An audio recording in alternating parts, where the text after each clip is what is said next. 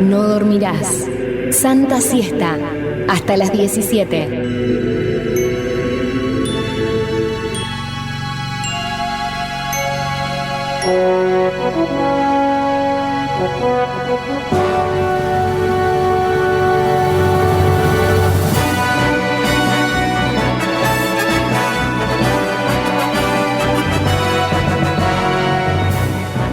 Y un día tenía que volver, sí, claro. Obvio. Después de algunas semanas. De vacaciones. Desde antes de las vacaciones, Juanjo, que... No, tuvimos la última. La última Antes de irme, semana de las sí. vacaciones, Antes de irme tuve. previo a tus vacaciones, tuvimos una novela. La música ya la conocen y hace referencia a la novela de Juanjo Tuma de todos los jueves en el día de hoy con un personaje especialísimo. Preséntalo vos, querido Juanjo. ¿De quién vamos a hablar? Lo habíamos dicho anteriormente, Jorge Mario Bergoglio, el Ahí Papa tenés. Francisco, será el protagonista central de la novela de los jueves en el día de hoy, 27 de febrero del año 2025. Un personaje que, sin lugar a dudas, fue uno de los más complejos para poder llevar adelante la novela por la cantidad de cosas que podíamos buscar. Pero además porque toca fibras muy sensibles. Es el mayor representante del catolicismo en el mundo.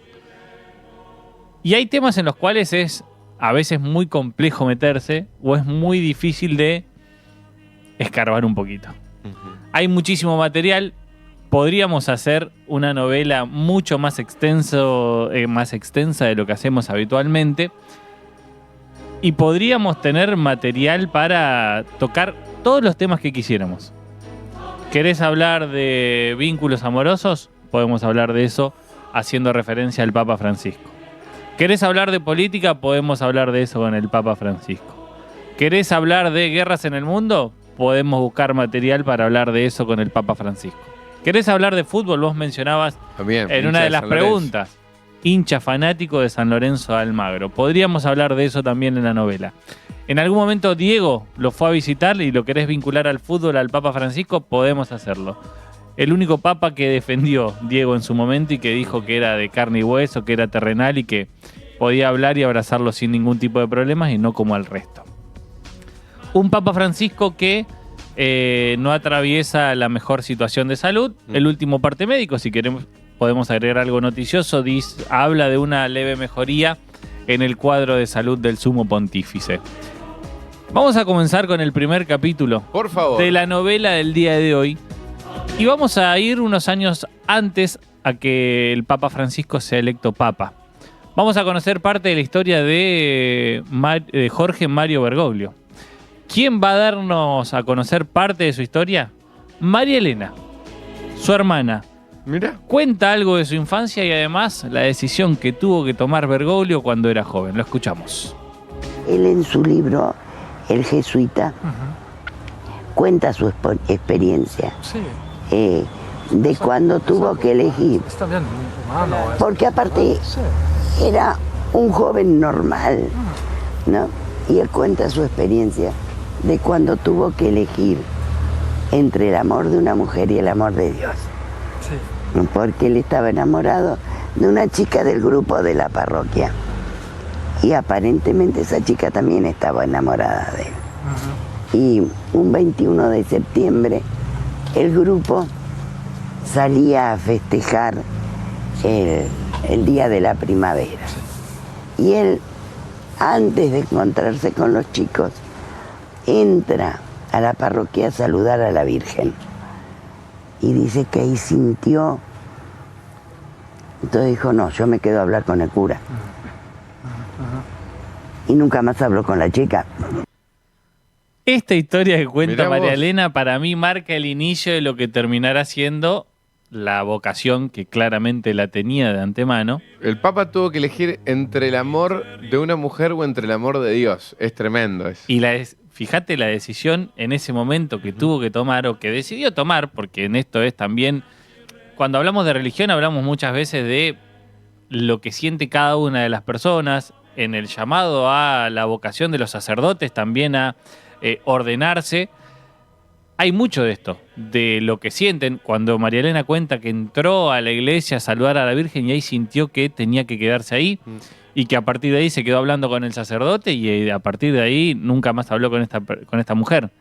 ¿Qué hubiese sido si hubiese tomado otra decisión? Es lo que nunca sabremos, pero que también trae un poco de color al inicio de la novela del día de hoy. Un Jorge Bergoglio que antes de ser papa fue docente. Antes de llegar a donde llegó fue docente. Y me parecía importante traerlo a uno de los capítulos dentro de la novela del día de hoy porque dio clases muy cerquita, en la Escuela Inmaculada. Sí, señor. En la ciudad de Santa Fe. Un Jorge Bergoglio que pasó por la década del 60 en la Escuela Inmaculada, entre los años 1964 y 1965. Y no solamente vino a estar aquí en lo que era la Escuela Inmaculada, sino que además invitó en un momento a un personaje muy particular. Fue personaje de la novela también esta persona que vamos a escuchar a continuación, que hace mención. Los alumnos que fueron parte de la currícula de literatura que dio Jorge Bergoglio aquí en la Inmaculada. Lo escuchamos en el siguiente capítulo y se van a sorprender porque la verdad habla también de los vínculos que tenía en ese momento, pero además del intelecto o referencias a otras cuestiones culturales dentro de la vida del Papa Francisco. De esta manera, estudiantes de la Cátedra de Literatura recuerdan cómo fue el paso del Papa Francisco por la Escuela Inmaculada en la ciudad de Santa Fe. Aparte de como profesor, no nos olvidemos que fue él quien impulsó la llegada de todas las personalidades, como Pino Borges acá. Borges, María Esther de Miguel, dentro de su materia. Después, a todos los alumnos nos hizo hacer un cuento corto. De todos esos cuentos, eran como más de 100 cuentos, los leyó a todos y los redujo a, no me acuerdo qué cantidad, 10 o 15 de cuentos, que los editaron. Y el prólogo es de Jorge Luis Borges. Con prólogo de Jorge Luis Borges, los estudiantes del secundario en ese momento de la Inmaculada, estamos hablando de la década del 60, 1964-1965, fue el paso del Papa Francisco que invitó a Borges a hacer el prólogo de un libro que estaba conformado por los cuentos escritos por los estudiantes de ese momento. Ambos contaron después que viajaron a Roma cuando ya el Papa Francisco era el Papa Francisco y que pudieron saludarlo en la Plaza San Pedro. Tremendo. Nos vamos a ir a un día trascendental y que seguramente muchos de nosotros recordamos dónde estábamos, qué estábamos haciendo. Y nos vamos a ir al 13 de marzo del año 2013, el día del famoso Habemus Papa. Y nos vamos a ir de una forma muy particular. En ese momento, el corresponsal de Aire de Santa Fe, Marcelo D'Aloisio, se encontraba en el lugar. Vamos a ver de qué manera se anunciaba a través de Aire de Santa Fe la confirmación de que el Papa Francisco era elegido en el cónclave en el Vaticano como el Papa Francisco, y este es el anuncio que se hacía en Aire de Santa Fe. Escuchamos, atención. Yo vobis gaudium magnum, habemus papam.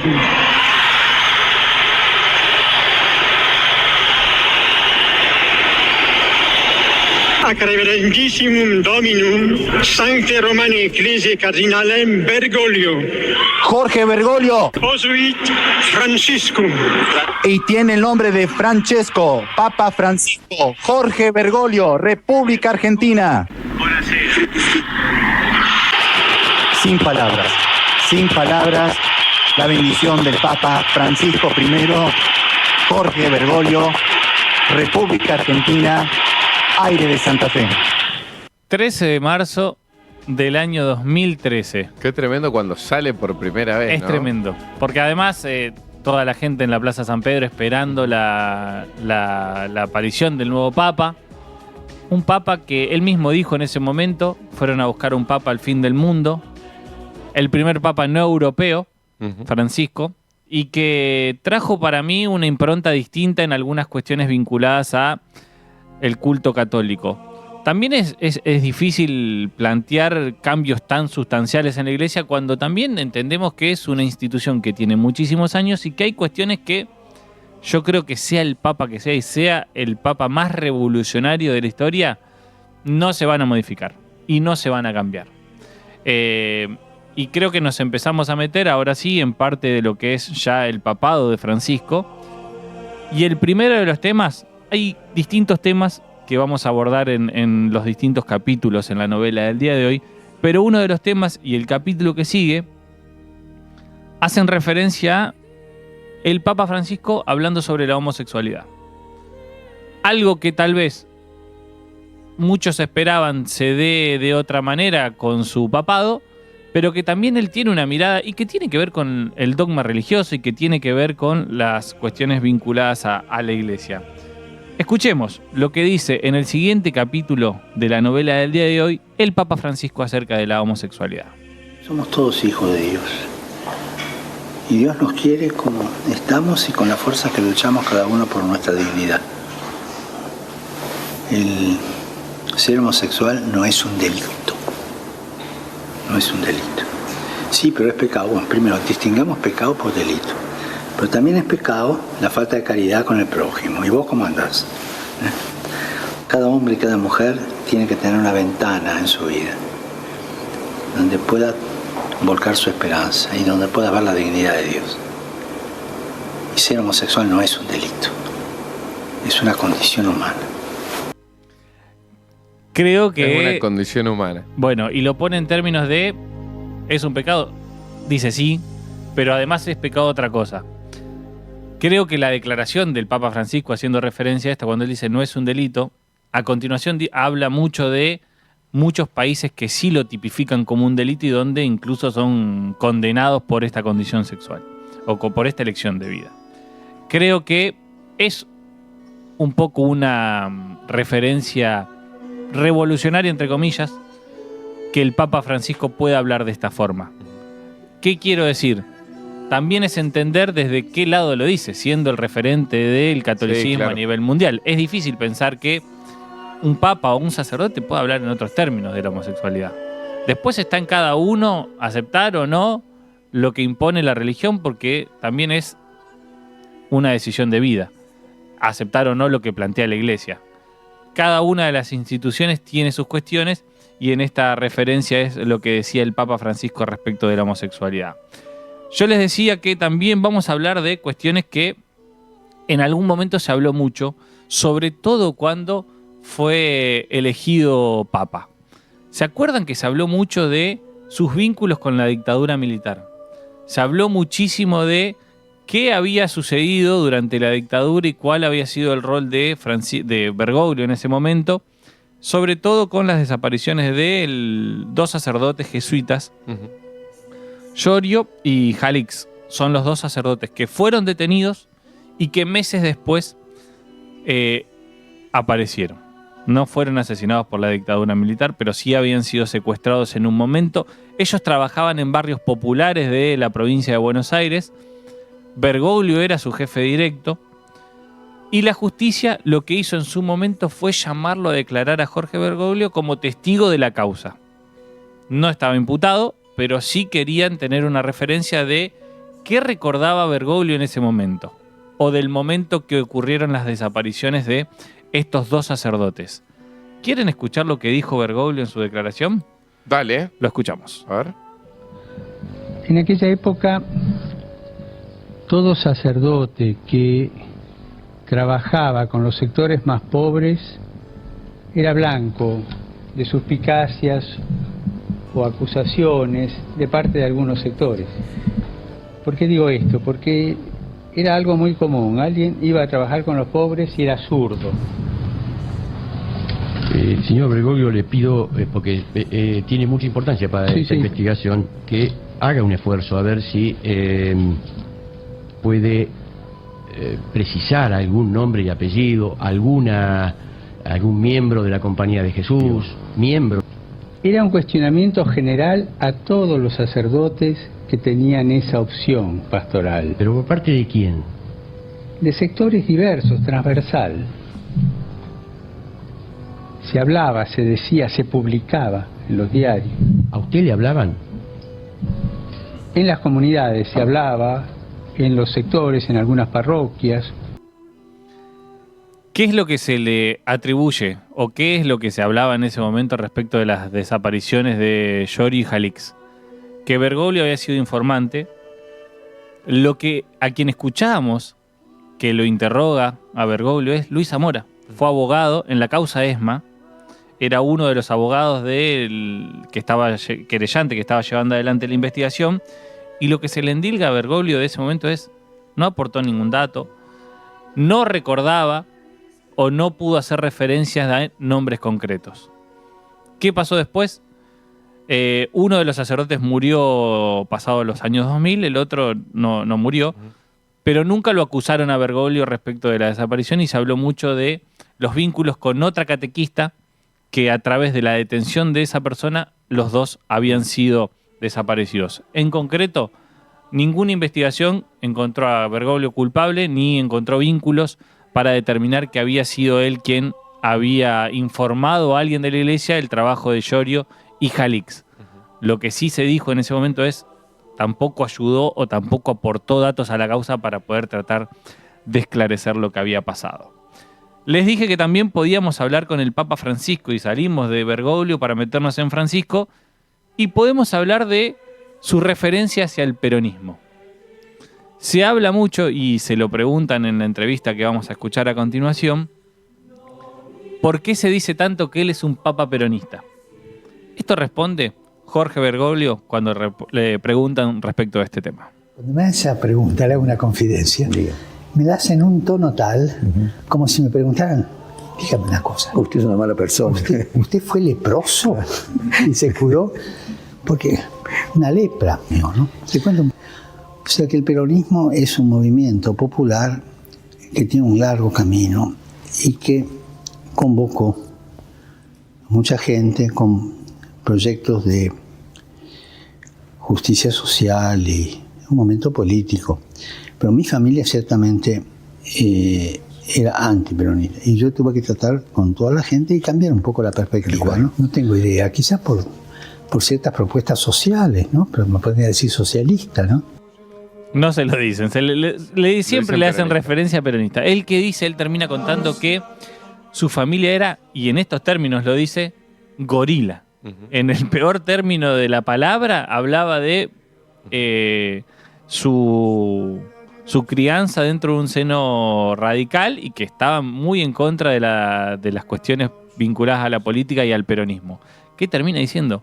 Tuve que licuar todo eso que venía de mi familia para poder también dialogar con todos los sectores, y es un papa muy cercano a lo que es la doctrina social de la iglesia llevada adelante por el peronismo, y es por eso también que se hace tanta referencia a sus vínculos con ese partido.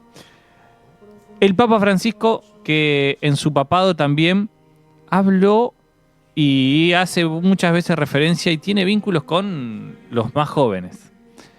Uno de los capítulos que no podía quedar afuera de la novela del día de hoy es su paso por Río de Janeiro, cuando convoca a todos los jóvenes a hacer lío. Lo hacía de la siguiente manera. Pero lío, que acá adentro va a haber lío, va a haber. Que acá en Río va a haber lío, va a haber. Pero quiero lío en las diócesis. Quiero que se salga afuera. Quiero que la iglesia salga a la calle. Y cuando hace referencia a esto, me acuerdo que cuando habló de esta manera fue como: che, estamos escuchando a un papa que habla en términos cotidianos, en términos coloquiales. Salgan a hacer lío. Era una convención de todos jóvenes de Latinoamérica que se habían reunido en Río de Janeiro, y él dice: salgan de las diócesis, salgan a las calles a hacer lío. Y no queda ahí, porque en el capítulo que vamos a escuchar... Esto fue antes del Mundial, esto sí. Me acuerdo que esto se utilizó para después una propaganda de lío por Lío Messi. Exactamente. Que en Río de Janeiro va a haber lío. Exacto, de Teis Sport. De Teis Sport. Un papa que le habla mucho a los jóvenes. Y vamos a escuchar, porque me parecía interesante también, la referencia que tiene el Papa Francisco sobre los jóvenes, pero además de su vínculo con la política. Los jóvenes, ¿por qué no se comprometen en política? ¿Por qué no se la juegan ahí? Y aparte porque están como desanimados. Han visto no digo todos, por Dios, pero situaciones de arreglos mafiosos, de corrupción, ¿no es cierto? Y cuando un país, los jóvenes de un país ven que dicen, se vende hasta la madre con tal de hacer un negocio, entonces la cultura política baja. Con los otros, el mundo político es ese choque de ideas, ese choque de posiciones que nos purifica y nos hace ir juntos adelante. Por eso los jóvenes tienen que meterse en política, los jóvenes tienen que aprender esta ciencia de la política, de la convivencia, pero también de la lucha política que nos purifica de egoísmos y siempre nos lleva adelante las instituciones del país, ¿no? Cuando hace referencia a los jóvenes que se metan en política, para mí también es un mensaje más revolucionario de parte de la Iglesia. Sí. Porque no siempre está esa bajada de línea.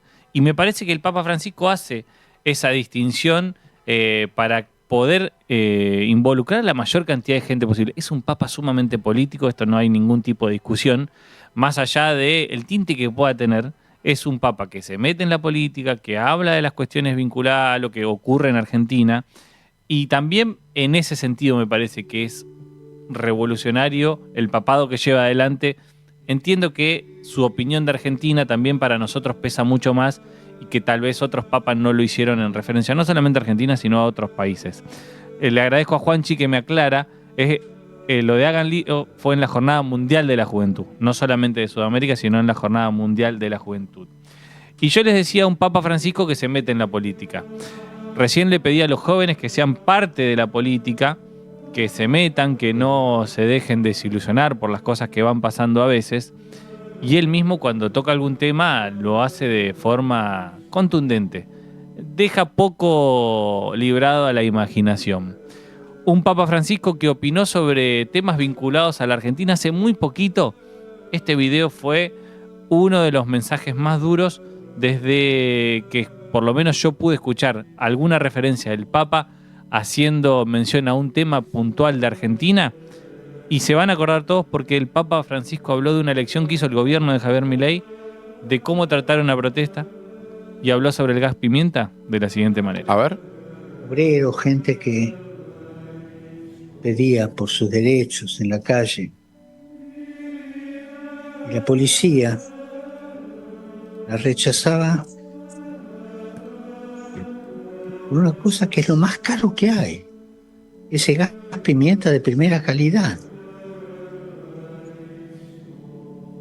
Y no tenían derecho a reclamar lo suyo, porque eran revoltosos, comunistas. No. Y el gobierno se puso firme.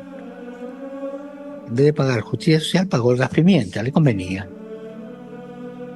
Ténganlo en cuenta eso, ¿eh? En vez de pagar justicia social, decidió pagar gas pimienta. Ténganlo en cuenta eso, dice el Papa Francisco. Para mí, cuando escuchamos este tipo de declaraciones en alguien que debería ser, entre comillas, lo más correcto posible en términos de lo que espera la institución de la Iglesia, para mí en este caso es donde Francisco sale del molde. Cuando habla de la homosexualidad, para mí también sale del molde porque se mete en un terreno que tal vez podría hablar sin decir nada y así todo elige hablar. Después podemos estar de acuerdo o no en lo que él dice, en cómo lo plantea o en lo que plantea directamente la institución de la Iglesia, en cualquiera de los temas. Cuando le preguntan si es un papa peronista, dice, bueno, mi familia era radical, yo licué un poco eso y agarré la doctrina social de la Iglesia que llevó adelante el peronismo acompañado por la Iglesia. Recordemos que el peronismo también tuvo muchísimos vínculos con la Iglesia y que a partir de eso también ha implementado esta doctrina social. Nos vamos a despedir con el último capítulo de la novela del día de hoy. Un mensaje de Bergoglio en una plaza haciendo referencia a qué tenemos que hacer. Porque también entiendo, y a eso iba apuntado el último capítulo, es que hay muchísima gente del otro lado que lo que dice el Papa Francisco es casi un faro, casi una cuestión de seguir sus palabras al pie de la letra. Esto dice Francisco, pero lo decía siendo Jorge Bergoglio, de dejar huella en la vida. En la vida, chicas, chicos, saben que el que no camina sin dejar huella no sirve para nada. En la vida hay que caminar con como caminó Jesús, dejando huellas que marquen la historia, huellas que dejen descendencia. Que no le mienta, que no le engañe, que no le diga, toma, lleva droga en el bolsillo. Hay gente que se dedica a corromper. No se enganchen con eso, aunque le doren la píldora, aunque le prometan 1000 cosas. Prendidos a la Virgen y enganchados con Jesús. Que no le doren la píldora para aquellos que te ofrecen ciertas cosas. Era un papa que luchó mucho en los barrios populares de Buenos Aires contra la trata de personas, que estuvo muy cerca de sectores muy populares en Buenos Aires. También eso hizo la elección del nombre que tuvo, Francisco de los Jesuitas, de una vida muy austera. Lo hizo cuando se mudó al Vaticano, siguió teniendo una vida austera dentro de las condiciones que tiene un papa, claramente, pero me parece que también es una referencia a la mirada que puede tener a partir del papado la Iglesia Católica. Muchas veces hablamos de los lujos del Vaticano y me da la sensación de que al menos una huella de estas puede dejar Francisco, cambiar eso. El Vaticano muchas veces habló de la cantidad de oro que tenía, del lujo, la majestuosidad de los lugares, con tanta miseria en el mundo. No sé si es la responsabilidad del Vaticano modificar eso, sino cada uno de los estados de los países a los cuales podemos hacer referencia. Pero en materia de huella me parece que Francisco deja eso. Acercar la iglesia hacia la gente, acercar la iglesia a los sectores más populares y que además se metió en temas que tal vez en algún otro momento y ningún otro papa lo hizo. Podemos estar de acuerdo o en contra de lo que dice, de lo que piensa, y es una decisión de vida también aceptar o no en los términos que plantea la religión, las cuestiones vinculadas a la vida y la moral, todas las cuestiones que podríamos hacer mención. Lo concreto es que el Papa Francisco era un personaje que sin lugar a dudas podía tener su espacio en la novela del jueves. La historia del Papa Francisco en la novela del señor Juan José Tuma.